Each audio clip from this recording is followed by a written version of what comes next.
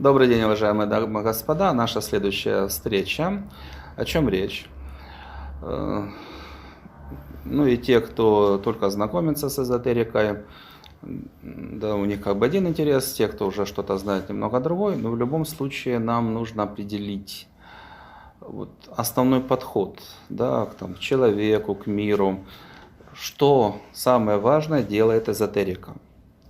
Да, и как это представляем мы, да, совпадает ли это с вашими представлениями, с вашими ценностями, интересами. Поэтому в двух словах подход. Да, эзотерика самое важное. С одной стороны, все позитивные эзотерические школы, и в целом, да, духовные школы, они стоят на одних и тех же основах, да, они решают одни и те же задачи, да, как человеку дать максимум благ. И то, что является благом, конечно, оно далеко не всегда совпадает с представлениями людей, да, потому что благо это с точки зрения высших сил, с точки зрения Бога. Да, вот духовные системы, эзотерические школы, они решают именно вот эту задачу, как дать человеку максимум благ. Вот от чего отталкиваться, что такое благо, да, с духовной точки зрения. Пожалуйста, нарисуйте один образ, он не будет абсолютно точным с точки зрения, как это выглядит, да, вот реально в тонком мире, как энергия, но он будет понятный с точки зрения сути.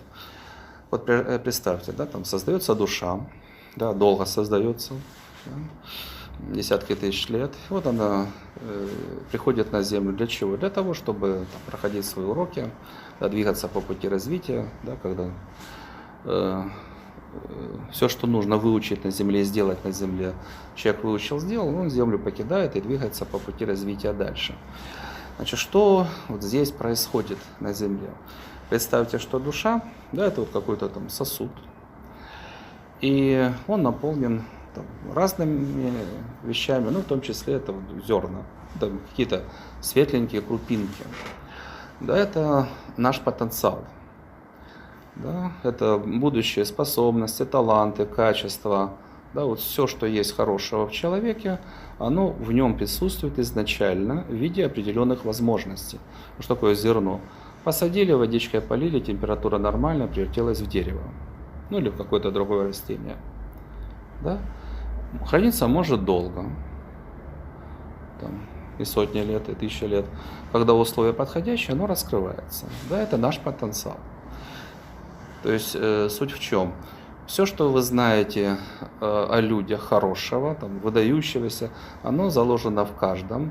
Но один человек в силу там, множества воплощений, соответствующих усилий, дошел до раскрытия этого потенциала и раскрыл его, ну а другой или медленнее идет, или даже не думает об этом. Да, то есть наш потенциал, он раскрывается как? Мы говорим: о, это важно, интересно, обращаем внимание на что-либо, начинаем эту тему изучать, да, подключаемся к этой возможности. И когда мы начинаем вкладывать усилия, да, тренировка, энергия, вкладываем энергию, этот потенциал начинает раскрываться. И мы нарабатываем силу, там, ум, скорость, там, этику, какие-либо манеры, ну, все, что нужно. Да, качество формируем, условия для раскрытия чувств формируем. Да, но все это заложено в виде вот определенного потенциала. Да, то есть сосуд наполнен какими-то светлыми зернами. И дальше, ну, собственно, два основных сценария, что с этим можно делать. Один позитивный, да, максимально позитивный, а другой максимально негативный. Да. Позитивный сценарий, собственно, что делает эзотерика? Это понять, что заложено в человеке, да, каков его потенциал. И шаг за шагом, и в идеале, там, чем быстрее, тем лучше, да, по оптимальной программе развития, да, мы эти достоинства, качества, таланты, убеждения, да, шаг за шагом формируем, раскрываем. И вот самое важное, чтобы человек включился в этот процесс, чтобы он понял, для чего его, собственно, на Землю отправили. Да, две основные задачи нужно решать. Первое – это максимально полное раскрытие своего потенциала.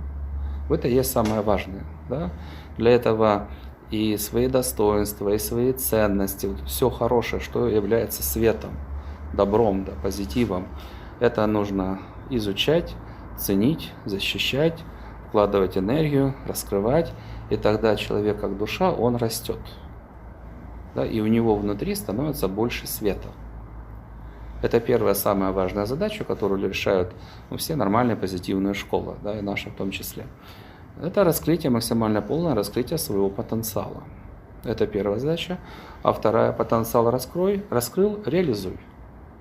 Да, научись создавать как можно больше благ в этом мире. Стань созидателем, научись защищать эти блага, стань воином. И, собственно, человек входит, да, с одной стороны, Бог всех любит, да, но человек может войти в иерархию света не тогда, когда он разный, а тогда, когда он позитивный, да, когда он чистый, то есть он убрал, да, все, что ему мешает, все зло. Когда он раскрыл потенциал, минимум до какой-то планочки, до определенного уровня идет дальше.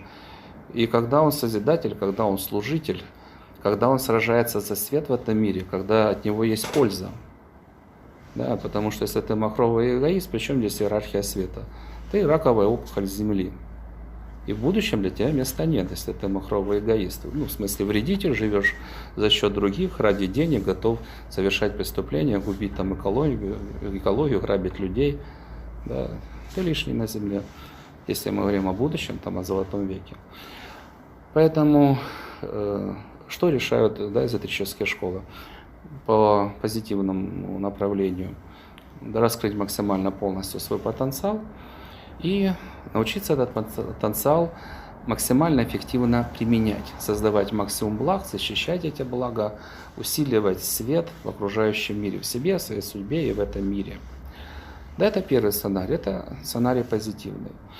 И второе направление, что нужно понимать, от чего нужно избавляться, да, от чего нужно избегать, да, это негативные сценарии. Вариантов, как выглядят эти негативные сценарии, их очень много. Но один из них, он такой, для понимания очень такой полезный, да, и очень неприятный.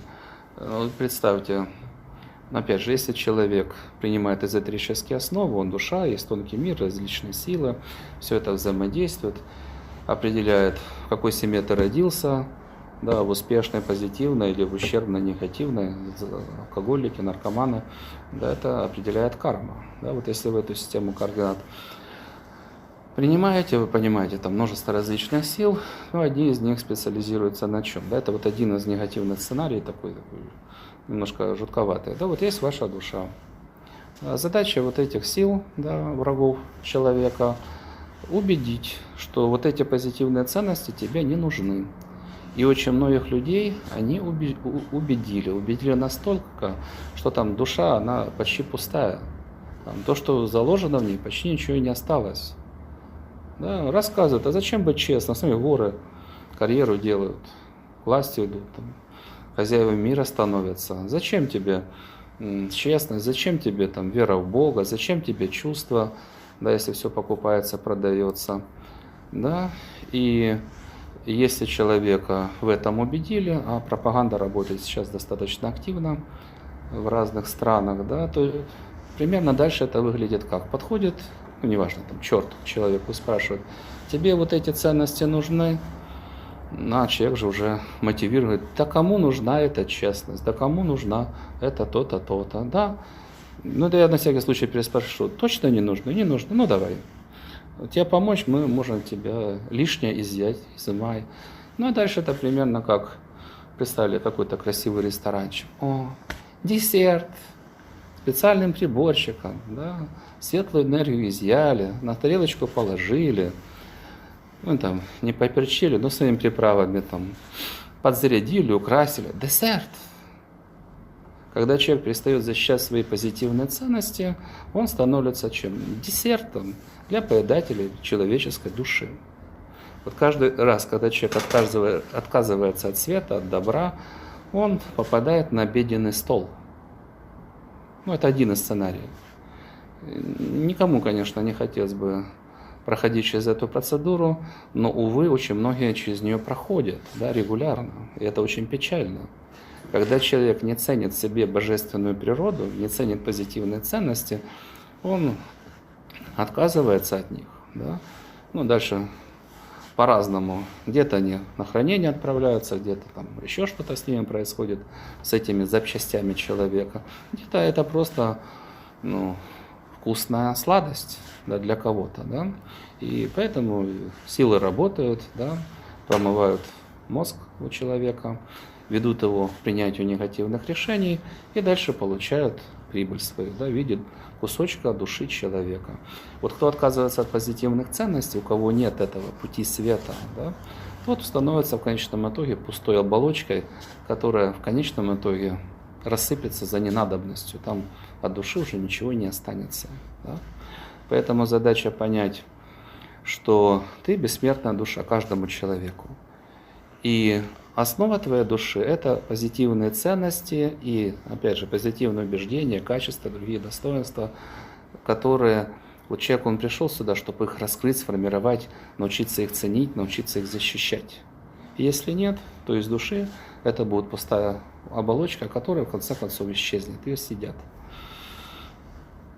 Поэтому да, вместо раскрытия потенциала, да, это одна печальная ситуация, вместо творить и защищать добро, да, в себе, в своей судьбе, в этом мире, человек становится эгоистом, там, потребителем, живет за счет других или ворует, совершает какие-то другие преступления, врет.